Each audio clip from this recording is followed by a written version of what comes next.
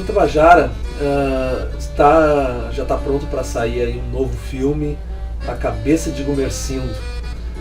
Como é que foi o trabalho de gravação, desenvolvimento dessa obra que vem para somar na história do Rio Grande do Sul? Bom, foi, para resumir, foi muito feliz toda a trajetória de realização do filme, desde o começo, desde da pesquisa, desde da escolha de atores e de equipe técnica, foi tudo muito bem. Foi o filme que a nossa produtora, Valper Ruas, trabalhou com mais tranquilidade, com mais calma, não teve turbulências. Foi um período muito bom. Do que se trata esse filme? Claro, já diz muito A Cabeça de Gumersindo Saraiva, mas do que conta, o que trata essa história para o pessoal que vai assistir já ir entendendo? Então, a Cabeça de Gumersindo Saraiva é baseada em fatos reais da história do Rio Grande do Sul, que é um fato bastante conhecido, mas controverso, porque tem várias versões de pessoas da época, tem escritas, tem vários textos diferentes de pessoas que viveram na época. Você imagina hoje, alguém vai contar a história da vida política hoje, as versões que rolam aí e tudo mais. Então, na época, que era uma época de guerra civil, entre os Maragatos, ou seja, o Partido Libertador, que veio do Uruguai para tentar derrubar o governador Júlio de Castilhos, que era republicano. E foi uma guerra terrível, uma das piores guerras civis da história do Brasil. Morreu 10% da população do Rio Grande. 10% da população do Rio Grande, se fosse hoje, seria 1 milhão de pessoas. Então vocês vejam a tragédia que foi na época. E no final da guerra, essa guerra também teve um caráter muito importante, que foi a guerra pela República. Foi a guerra que consolidou a República Brasileira, porque o movimento dos Maragatos, dos libertadores, era muito forte. O comando militar da Revolução Libertadora foi entregue ao Gumersindo Saraiva, e ele veio do Uruguai, atravessou o Rio Grande, Santa Catarina e Paraná, e ele já estava quase entrando em São Paulo. Se ele chegasse a São Paulo, o governo ia tremer, ia cair, e a República foi realmente a guerra pela República.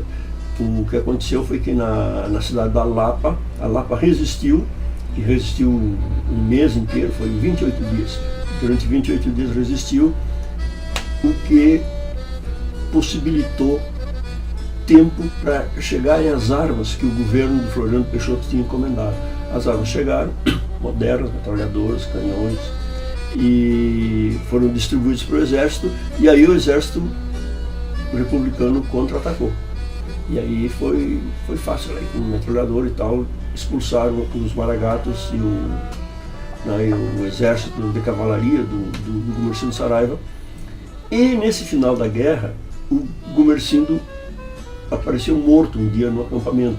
Ele saía a cavalo, fim de tarde, ele saía para dar umas voltas a cavalo sozinho, e ele levou um tiro que não se sabe quem deu até hoje.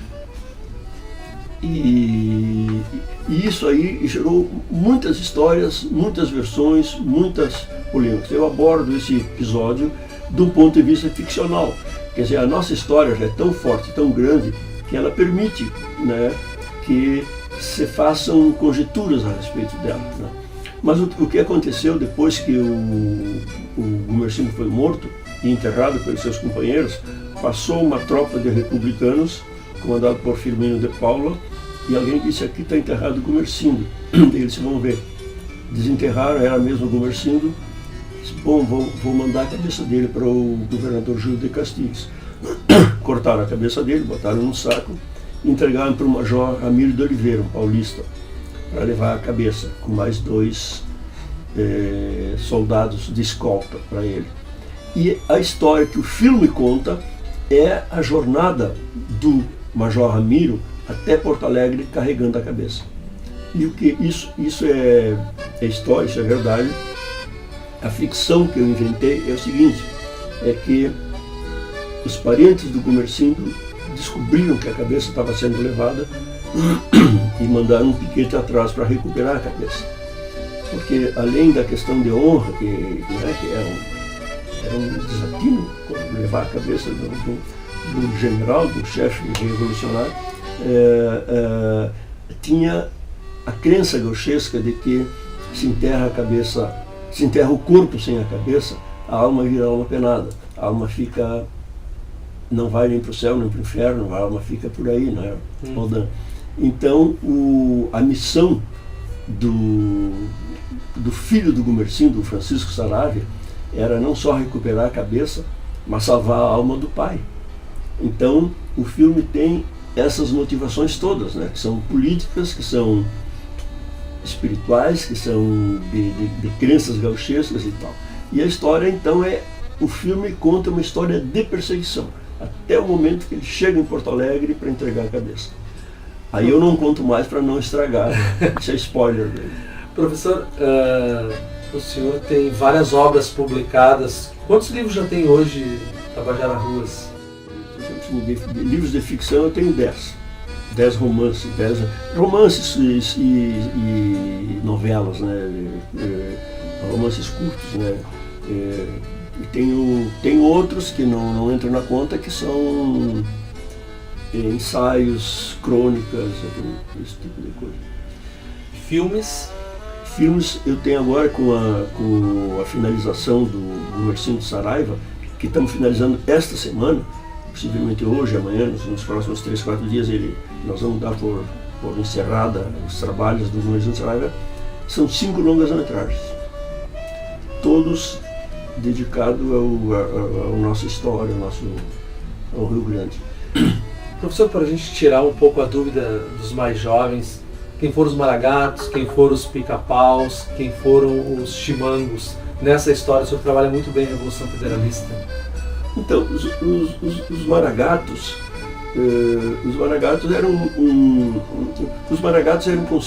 foi o termo que se deu para todos que faziam oposição ao governo do Júlio de Castilhos. Mas o Maragato vem do termo do termo de espanhol, de uma região, Maragateria, na Espanha, que vieram e se estabeleceram no Uruguai. Eles eram tropeiros, carreteiros, eles viviam de fazer transporte de um lado para o outro, seja de gado, seja de mercadoria. Eles vieram para o Uruguai, se estabeleceram perto da fronteira aqui do Rio Grande e mantiveram a tradição, continuaram trabalhando com isso e inclusive usando um lenço vermelho que eles já usavam lá na Espanha. Esses são os Maragatos. Os Pica-Pau são os legalistas, são os republicanos, são os que defendiam o governo do Júlio de Castilhos e chamavam de Pica-Pau porque eles usavam um boné militar que a parte de cima era vermelha. O Pica-Pau tem aquele penacho vermelho e tal, então os caras chamavam de Pica-Pau por isso. E Chimango, o termo Chimango veio 20 anos depois, não é da Revolução de 1893, que é a revolução que trata no Gumersindo Saraiva. O termo Chimango é 20 anos depois, em 1923, numa guerra civil que foi uma espécie de prorrogação da Federalista. Que foi contra o Borges, a mesma situação, para derrubar o Borges de Medeiros. Mas aí aconteceu a literatura sempre entra nessas coisas. O Ramiro Barcelos escreveu um famoso poema, Antônio Chimango, que era uma sátira ao Borges de Medeiros, Antônio Chimango. E o Chimango é um passarinho, né, que aí do Pampa, né, um passarinho que come bosta, um passarinho que todo mundo despreza e tal. Então apelidaram para menosprezar o Borges de Chimango. E os correligionários do Borges viraram Chimangos. Muito bem. Professor, como é que o senhor está vendo a questão do cinema no Rio Grande do Sul, no Brasil, mas em especial no Rio Grande do Sul, as dificuldades que enfrentam, porque a nossa produção dura tão pouco tempo, às vezes, no cinema. O que o senhor pode dizer sobre essa questão? Eu acho que o cinema no Rio Grande do Sul ele sobrevive graças ao esforço dos seus realizadores, os diretores de cinema, que fazem um esforço muito grande para fazer suas produções. Veja agora, teve agora o Festival de Gramado, praticamente nenhum filme gaúcho foi selecionado, né? E por quê? Porque eles deram a curadoria do festival numa atitude preconceituosa, né? Cortou os filmes gaúchos. Eles queriam que o festival tornasse um caráter moderno. Ele queria discutir a questão da LGBT, dos gays e lésbicas, né? Que evidentemente tem que ser discutido, tem espaço para isso, mas teria espaço também para os filmes gaúchos que se fizeram nesse ano, que veja só, são 2 filmes de um ponto de vista da nossa história, dos nossos do entendimento aqui da nossa região, são filmes importantes. Um é o filme do Zeca Brito, Legalidade, quer dizer, que coisa mais simbólica do que a legalidade, do que o Brizola, né? Simplesmente foi vetado porque não era do tema. E o outro é o Gumersindo, a cabeça do Gumersindo Saraiva. Nós teríamos num festival de cinema 2 filmes muito interessantes sobre a nossa cultura, que não são somente regionalistas, são histórias universais. O Brizola é um personagem internacional, né? O Gumersindo é um personagem universal pela lenda, pelo poder pelo poder de elucubrações da sua existência, né, fantasmagórica, né? E ainda tinha uma coisa assim bem cinematográfica, que o nosso principal ator gaúcho, que é o Leonardo Machado, fazia o papel do Brizola e fazia o papel do Francisco Saravia, e foram vetados do festival. Eu achei triste, porque me parece assim eu achei sinceramente, a expressão mais, eu achei burra essa atitude. Achei não entenderam nem o festival, nem a produção gaúcha, nem a nossa cultura. Eles têm um preconceito em relação a os filmes que se fazem aqui. É triste isso. Dos 5 filmes que o senhor fez, todos eles voltados à nossa história, dessas obras, qual é o maior sucesso até agora? Eu acho que foi o primeiro, justamente porque passou em Gramado, ganhou 4 piquitos em Gramado, Neto Pertzolm, né? Mas todos eles tiveram boa circulação.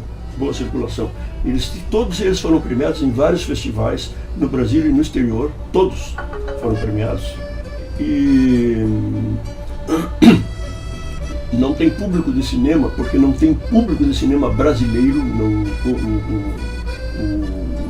O povo brasileiro não vai a cinema brasileiro. É uma barreira que ainda tem que ser rompida. Mas tem milhões de espectadores na televisão. Todos os meus filmes passaram no Canal Brasil, e eles ficam 4 anos em cartaz no Canal Brasil, ou seja, 4 anos passando no Canal Brasil, uma rede aberta nacional. São milhões que assistem o filme. Então os filmes, eles têm essa boa carreira. E agora nós estamos preparando o lançamento do Gumersindo Saraiva. A partir do dia 25 de outubro, já estão acertados 22 capitais brasileiras que vão começar a passar o filme, e depois vamos para o interior, de praticamente todo o Brasil, vamos começar a passar. E depois vai para a televisão. E aí, onde aí ele será visto por milhões de espectadores.